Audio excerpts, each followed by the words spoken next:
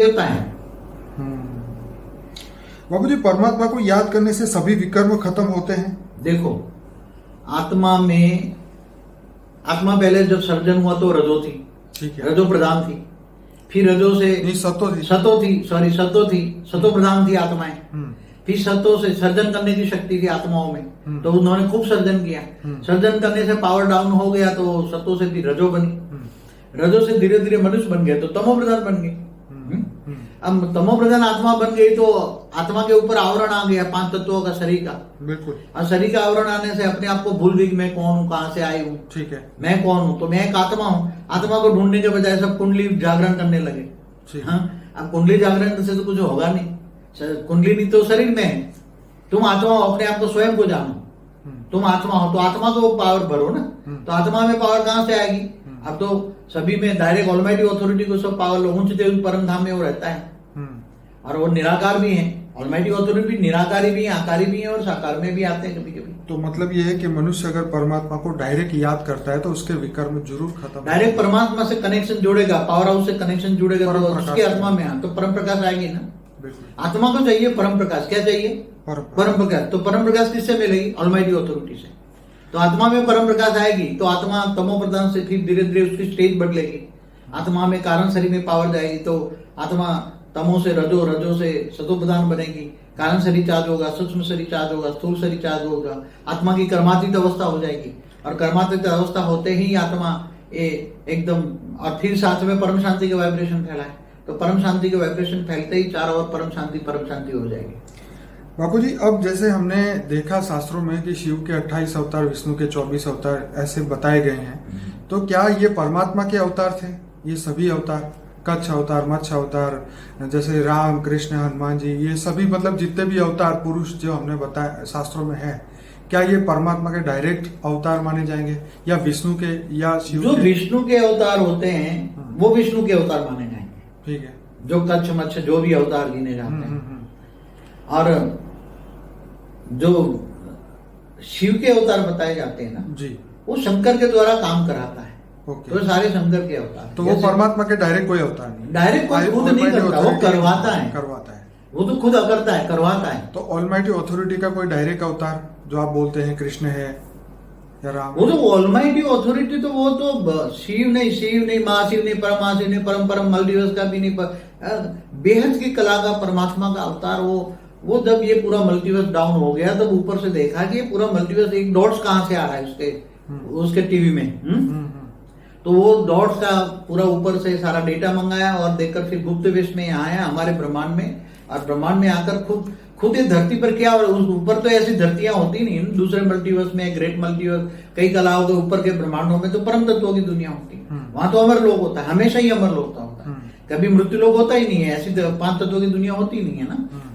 तो फिर वो आकर गुप्त वेश में काम करता है। तो उसने राम अवतार, कृष्ण अवतार में वो थोड़ा ऑब्जर्वेशन किया, और ऑब्जर्वेशन करके उसने देखा कि ये धरती पर क्या हो रहा है। पहले तो उसके लिए सब अचंबा होता है ना, ऐसे तो ऊपर से ऑब्जर्वेशन देखता है तो कभी ये मल्टीवर्स तो उसके लिए तो सोई का नौ बराबर। इस ब्रह्मांड के परम पिता का अवतार नहीं है कृष्ण, वो तो बेहद, कृष्ण ना विष्णु का अवतार है, ना शिव का अवतार है, ना परब्रह्म है, वो ऑलमाइटी अथॉरिटी का अवतार है। उस पर सेपरेट वीडियो बनाना चाहिए कृष्ण अवतार पर, तो लोगों को पता लगे ना कृष्ण किसका अवतार है।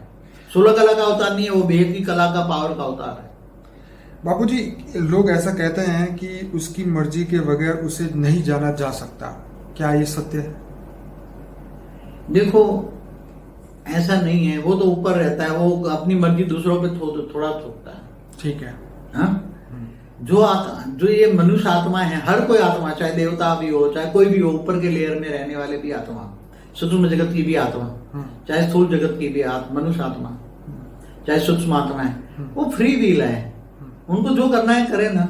वो तो जिस देवी देवताओं को याद करे, तो जो देवी देवताओं के पास जो पावर होगा वो मिलेगा उसके पास। अब देवी देवता सारे मनुष्य बन गए। आत्मा ने खुद ही फ्री विल यूज नहीं करी कि भाई मुझे परमात्मा को जानना है, तो जब तक वो अपनी फ्री विल माने इच्छा शक्ति यूज नहीं करेगा तब तक तो वो उसको जान ही नहीं सकता।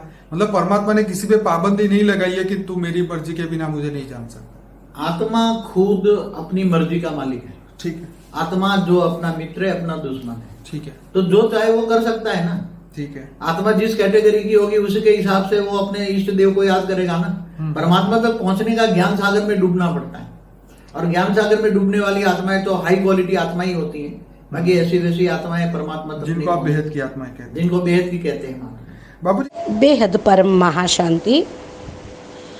మనము పరమాత్మని యొక్క పరిచయము సంబంధించినటువంటి క్వశ్చన్ ఆన్సర్స్ అనంతభాయ్ బాపూజీ ద్వారా మనం తెలుసుకుంటూ ఉన్నాం. దీనికి సంబంధించినటువంటి 3 పార్ట్స్ ఇంతవరకు మీరు విన్నారు. ఇది లాస్ట్ పార్ట్. దీనికి సంబంధించిన 4వ పార్ట్ క్లిప్పింగు మీరు ఇంతవరకు విన్నారు, దాని యొక్క తెలుగు అనువాదము.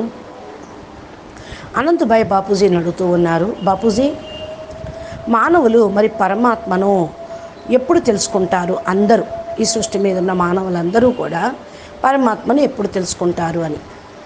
దీనికి బాపూజీ చెప్తూ ఉన్నారు, పరమాత్మ శివుణ్ణైతే అందరూ తెలుసుకుంటూనే ఉన్నారు. పరమాత్మని యొక్క ఒక రూపం ఇక్కడ హిమాలయాల్లో సాకార రూపం ఉన్నది. రియల్గా పరమాత్మని యొక్క నిరాకార రూపము అయితే హిందూ శాస్త్రాల్లో నిరాకారుణ్ణి అందరూ ఒప్పుకుంటారు. ఆకారి రూపంలో శివశక్తి శివపురిలో పైన ఉంటారు. నిరాకారి, ఆకారి, సాకారి 3 రూపాలు ఉన్నాయి ఈ బ్రహ్మాండంలో. 3 రూపాల గురించి అందరికీ తెలిసినది. సాకారి రూపంగా శంకరుడు ఇప్పుడు దేవతా రూపంలో పూజించబడుతూ ఉంటారు. బ్రహ్మ, విష్ణు, శంకర్లు దేవతలు. ఇంకా మళ్ళా అనంతభాయ్ అడుగుతూ ఉన్నారు, బాపూజీ పరమాత్మను జ్ఞాపకం చేయటంతో వికర్మలు వినాశనం అవుతాయా అని. చూడండి, ఆత్మలు ఫస్ట్ ఎక్కడైతే సర్జన జరిగిందో, రచించబడ్డారో అప్పుడు సతోప్రధానం ఉండేవాళ్ళు ఆత్మలు.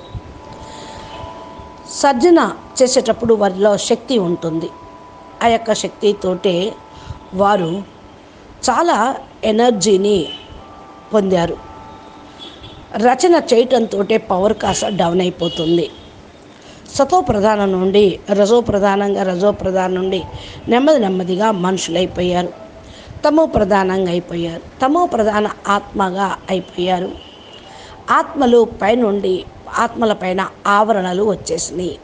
పంచతత్వాల శరీరం యొక్క ఆవరణ, ఇది శరీరం యొక్క ఆవరణ రావటంతో అన్నిటినీ మర్చిపోయారు. నేనెవరు, ఎక్కడి నుంచి వచ్చాను అని. ప్రతి ఒక్క ఆత్మ వారిని మర్చిపోయింది, నేను ఒక ఆత్మ అని. అందుకనే ఆత్మను వెతకటానికి బదులుగా ఇప్పుడు కుండలిని జాగృతి అంటూ దాన్ని వెతుక్కుంటూ కుండలిని జాగృతి కోసం సాధన చేస్తూ ఉన్నారు. దీంతో ఏమీ వచ్చేదేమీ లేదు. కుండలిని శరీరంలో ఉండేదే. మీరు ఆత్మే కుండలిని నడిపిస్తూ ఉంటుంది. మీరు స్వయం ఆత్మను స్వయం తెలుసుకుంటే ఆటోమేటిక్గా కుండలిని జాగృతి అనేది అవుతూ ఉంటుంది. ఆత్మలో పవర్ నింపుకోండి. ఆత్మలో పవరు ఎక్కడి నుండి వస్తుంది? ఇప్పుడైతే డైరెక్ట్గా ఆల్మైటీ అథారిటీ నుండి పవర్ తీసుకోండి. ఉన్నతోన్నతమైన పరంధామంలో పరమాత్మ ఉన్నారు, నిరాకారిగా ఉన్నారు. ఆల్మైటీ అథారిటీ నిరాకారి నుండి ఆకారి రూపంలోకి వచ్చారు, సాకార రూపంలో కూడా వచ్చారు. ఇంకా అనంతభాయ్ అడుగుతూ ఉన్నారు, ఇప్పుడు పరమాత్మ డైరెక్ట్గా జ్ఞాపకం చేయటము అనేది మానవులకి కుదరటం లేదు. నిజంగా మానవులు పరమాత్మను డైరెక్ట్గా జ్ఞాపకం చేస్తే వాళ్ళ వికర్మలు వినాశనం అవుతాయా అని. అప్పుడు బాపూజీ అంటూ ఉన్నారు, డైరెక్ట్గా పరమాత్మను కనెక్షన్ జోడిస్తే పవర్ హౌస్ తోటి కనెక్షన్ జోడించాలి. అప్పుడు ఆత్మలో పవర్ ప్రకాశము అనేది వస్తుంది. ఆత్మకు కావాల్సింది పరంప్రకాశము. పరంప్రకాశము ఎవరితోటి లభిస్తుంది? ఆల్మైటీ అథారిటీ నుండి. ఆత్మలో పరంప్రకాశం రావటంతో ఆత్మ తమో ప్రధానం నుండి నెమ్మదిగా స్టేజ్ అనేది మారుతూ ఉంటుంది. ఆత్మ కారణ శరీరంలోకి పవర్ వస్తుంది. అప్పుడు ఆత్మ తమో నుండి రజో ప్రధానంగా అవుతుంది, రజో ప్రధానం నుండి సత్వ ప్రధానంగా అవుతుంది. తర్వాత కారణ శరీరం ఛార్జ్ అవుతుంది, సూక్ష్మ శరీరము ఛార్జ్ అవుతుంది, స్థూల శరీరము ఛార్జ్ అవుతుంది. ఆత్మ కర్మాతీత స్థితిని పొందుతూ ఉంటుంది. కర్మాతీత స్థితి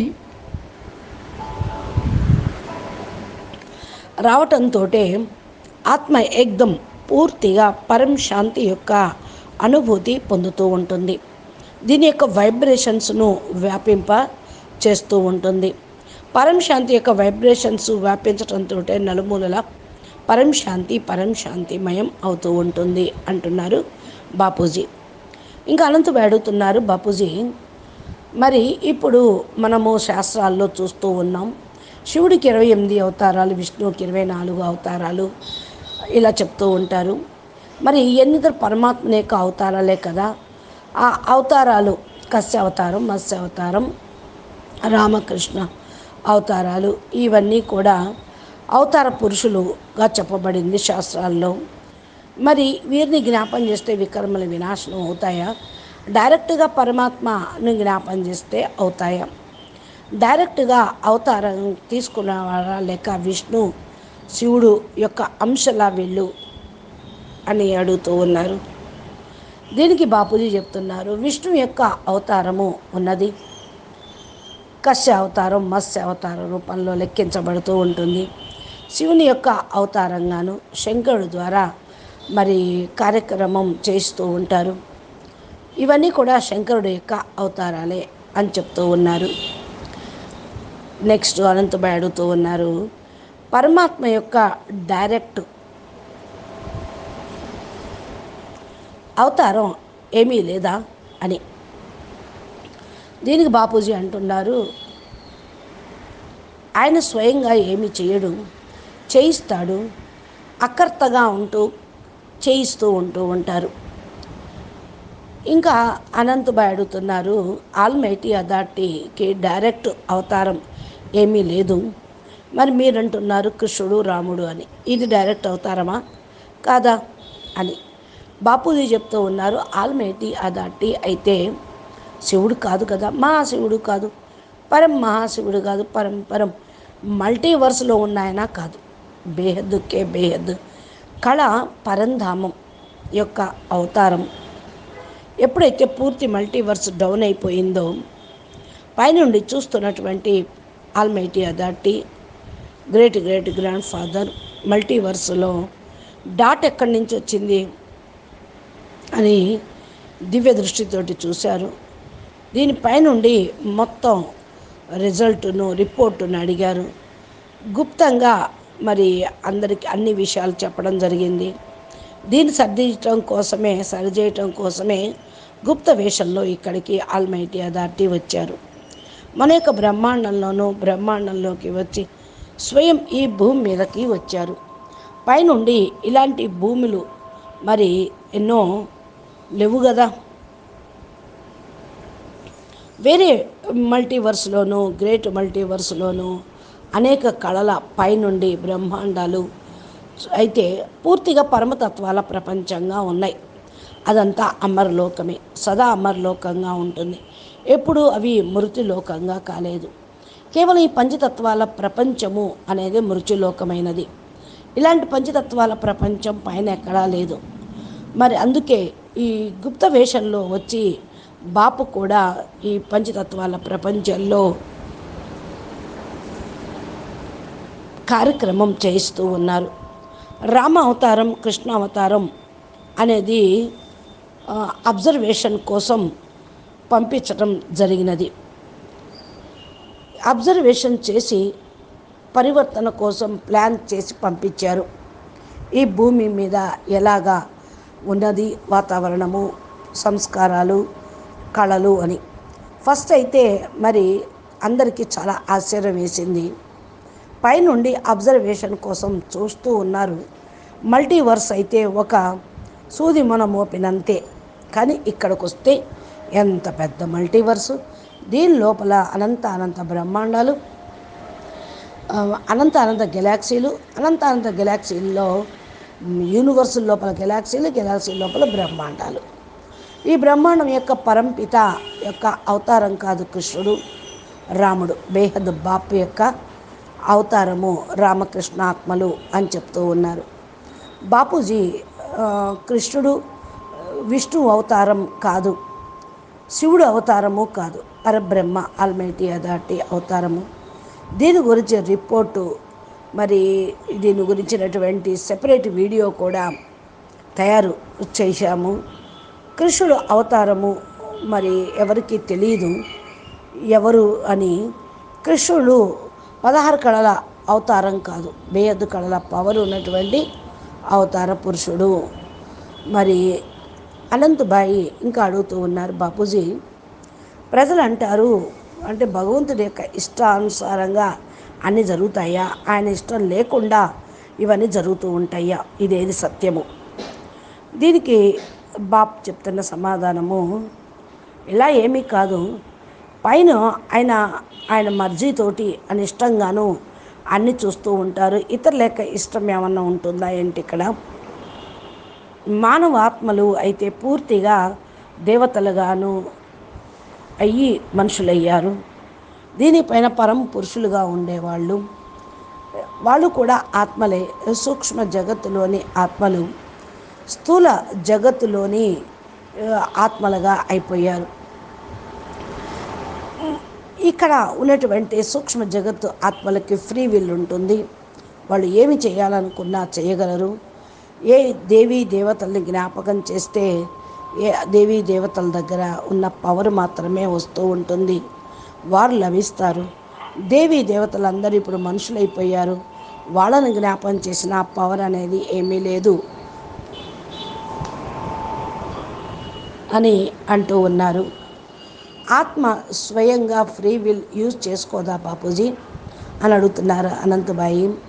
నాకు పరమాత్మను తెలుసుకోవాలి ఇంకా పూర్తిగా అని అనుకున్నప్పుడు వాళ్ళకు పరమాత్మ ద్వారా అంత జ్ఞానం అందుతూ ఉంటుంది.